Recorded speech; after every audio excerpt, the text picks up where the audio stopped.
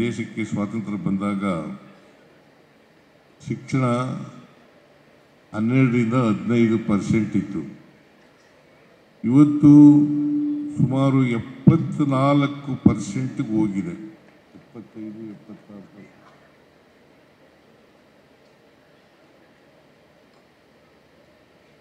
ನಾವು ಶಿಕ್ಷಣ ಕ್ಷೇತ್ರವನ್ನು ಒಮ್ಮೆ ಅವಲೋಕನ ಮಾಡಿದಾಗ ನಾವೆಲ್ಲರೂ ಕೂಡ ಯೋಚನೆ ಮಾಡಬೇಕು, ಗುಣಮಟ್ಟದ ಶಿಕ್ಷಣ ಸಿಕ್ಕಿದೆಯಾ, ಸಮಾಜದ ಸಮಸ್ಯೆಗಳಿಗೆ ಸ್ಪಂದಿಸ್ತಕ್ಕಂಥ ಶಿಕ್ಷಣ ಸಿಕ್ಕಿದೆಯಾ ಅಂತಕ್ಕಂಥದ್ದು ಬಹಳ ಮುಖ್ಯ. ಅದು ನಿಮ್ಮ ತಪ್ಪು ಅಂತ ನಾನು ಹೇಳಕ್ಕೆ ಹೋಗಲ್ಲ. ವ್ಯವಸ್ಥೆ ಹಂಗಿದೆ. ವ್ಯವಸ್ಥೆಯ ಪರಿಣಾಮವಾಗಿ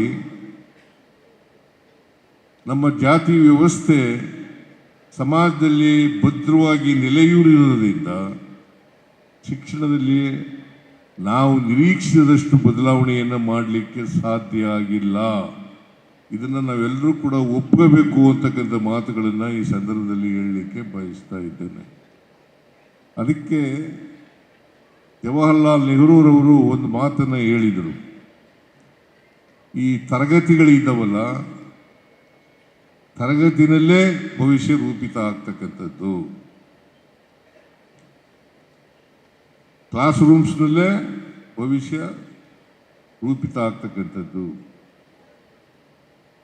ಒಬ್ಬ ವ್ಯಕ್ತಿ ಶಿಕ್ಷಣ ಪಡೆದವನು, ಅದು ಡಿಗ್ರಿ ಪಡೆದಿರಲಿ, ಪೋಸ್ಟ್ ಗ್ರ್ಯಾಜುಯೇಷನ್ ಆಗಿರಲಿ, ಅಥವಾ ಇನ್ಯಾವುದೇ ಡಾಕ್ಟ್ರಿಗಾಗಿರಲಿ, ಇಂಜಿನಿಯರ್ ಆಗಿರಲಿ, ಸೈಂಟಿಸ್ಟ್ ಆಗಿರಲಿ,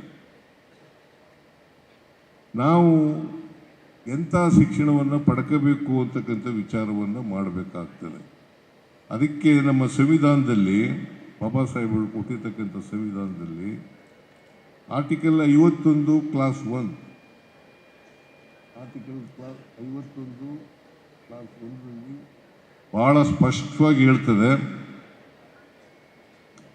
ನಮಗೆ ಎಂಥ ಶಿಕ್ಷಣ ಸಿಗಬೇಕು ಅಂತಕ್ಕಂಥ ಒಬ್ಬ ವ್ಯಕ್ತಿ ಜವಾಬ್ದಾರಿಯುತವಾಗಿ ನಡ್ಕೊಳ್ಬೇಕಾದ್ರೆ, ಆ ವ್ಯಕ್ತಿಯ ವಿಕಾಸ ಆಗಬೇಕಾದ್ರೆ ಎಂಥ ಶಿಕ್ಷಣ ಸಿಗಬೇಕು ಅಂತಕ್ಕಂಥದ್ದನ್ನು ಭಾಳ ಸ್ಪಷ್ಟವಾಗಿ ಹೇಳ್ತದೆ. ವೈಜ್ಞಾನಿಕವಾದಂಥ, ವೈಚಾರಿಕವಾದಂಥ ಶಿಕ್ಷಣ ಸಿಗಬೇಕು, ಇದು ಭಾಳ ಸ್ಪಷ್ಟವಾಗಿ ಇರ್ತಕ್ಕಂಥದ್ದು.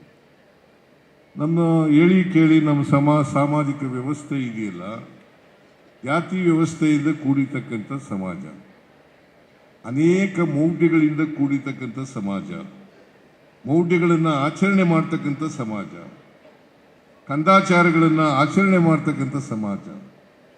ನಾವು ಮೌಢ್ಯಗಳನ್ನು, ಕಂದಾಚಾರಗಳನ್ನು ದೂರ ಮಾಡ್ತಕ್ಕಂಥ ಶಿಕ್ಷಣವನ್ನು ಪಡ್ಕೊಳ್ಬೇಕು ಅಂತಕ್ಕಂಥದ್ದು ಅತ್ಯಂತ ಅಗತ್ಯ ಅಂತಕ್ಕಂಥ ಮಾತುಗಳನ್ನು ಹೇಳಲಿಕ್ಕೆ ಬಯಸ್ತಾ ಇದ್ದೇವೆ. ಸಮಾಜ ಬದಲಾವಣೆ ಆಗಬೇಕಲ್ಲ.